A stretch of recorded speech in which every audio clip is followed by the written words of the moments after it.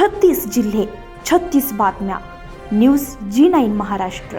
उत्तर तुमच्या प्रश्नांची.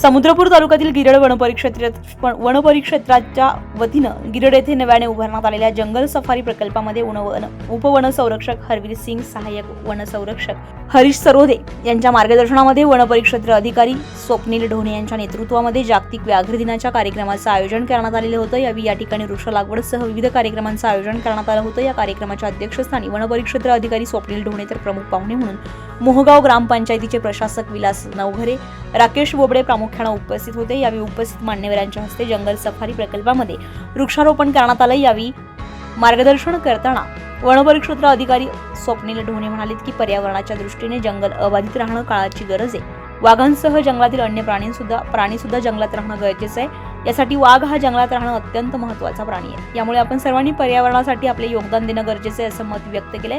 मोहगाव ग्रामपंचायतीचे प्रशासक विलास नवघरे म्हणाले की आज आमदार समीर कुणावर, तत्कालीन वनपरिक्षेत्र अधिकारी निलेश गावंडे यांच्या विशेष परिश्रमामुळे गिरड या गावाला जंगल सफारी प्रकल्प हा मिळालेला आहे. या ठिकाणी मात्र असलेल्या वाघांचे या प्रकल्पामध्ये महत्त्वाचे योगदान आहे. आज याच वाघांमुळे या ठिकाणी येणाऱ्या काळामध्ये मोठं वैभव निर्माण होणार असून आमदार समीर कुणावार यांच्या पुढाकारानं परिसरात नागरिकांना रोजगाराची संधी उपलब्ध होणार आहे.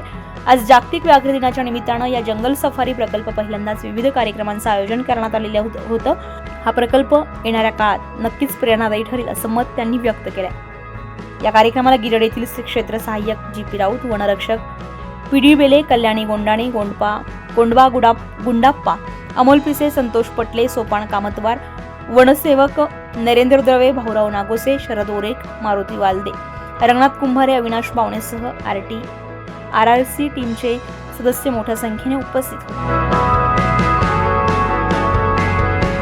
न्यूज G9 महाराष्ट्रासाठी किशोर शेंडे, वर्धा.